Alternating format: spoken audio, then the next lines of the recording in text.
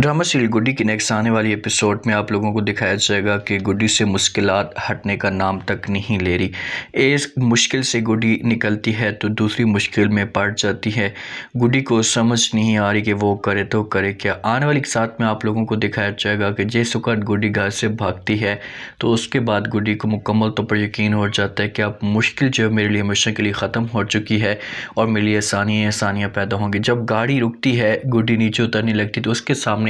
इनके वालिदैन का जो वो साया आता है और जब गुड्डी देखती है तो बहुत ज़्यादा खुश होती है कि चलो कोई तो मेरे पास आ गया है, कोई तो मुझे देखने के लिए आया हुआ है। गुड्डी के चेहरे के ऊपर मुस्कुराहट होती है और फिर जो कंडक्टर होता है इसे गुड्डी को नीचे उतारता है। गुड्डी नीचे उतर जाती है। नीचे उतरती है जब सामान जो उसके पास होता है तो उसके बाद एक बंदा जो होता है इसे गुड्डी के पीछे लग जाता है।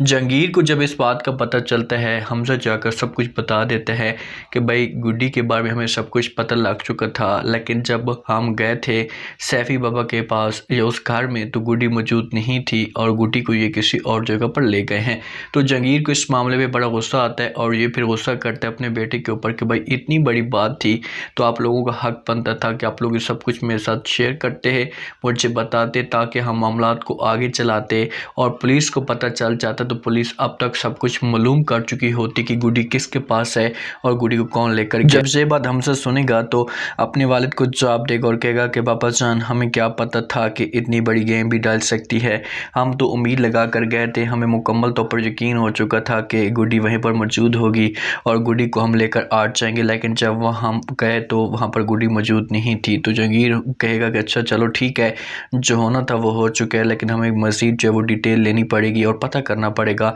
कि गुड्डी किस जगह पर मौजूद है। जब गुड्डी बस से नीचे उतरती है तो वो जो बंदा होता है ये गुड्डी के पीछे पड़ जाता है और गाड़ी में गुड्डी को बिठाते हैं, मुंह पे हाथ रखते हैं और फिर अगवा करके लेकर चले जाते हैं। गुड्डी बड़ी परेशान हो जाती है कि आखिरकार मेरे साथ कौन और किस वजह से सब कुछ किया जा रहा है। तो रमीज़ जो होता है ये सारी की सारी गेम के पीछे मुलविस होता है तो गुड्डी को लेकर चले जाते हैं ऐसी जगह पर जहाँ पर कोई भी मौजूद नहीं होता और वहाँ पर ये लोग गुड्डी को बंद कर देते हैं। और जब गुड्डी को बंद करते हैं तो रमीज़ इसके सामने आता है और आकर बात करते तो कहते कि अच्छा तुम हो वो गुड्डी। अब ऐसा कहानी का जो असली ट्विस्ट पैदा होगा ये यहाँ से होगा, क्योंकि रमीज़ के जो हालात होंगे ना अब बुरे स्टार्ट हो जाएंगे और ये जो स्वीटी होगी इसे इतना जलील करेगी, इतना जलील और ख्वार करेगी जहाँ पर रमीज़ को कि रमीज़ के पास किसी किस्म का कोई ऑप्शन ही नहीं बचेगा और फिर यही रमीज़ होगा आकर माफ़िया मांगेगा, हाथ जोड़ेगा कि मुझसे बहुत बड़ी गलती हो गई है, आप लोग मुझे माफ़ कर दें। नासिर बड़ा परेशान होता है कि भाई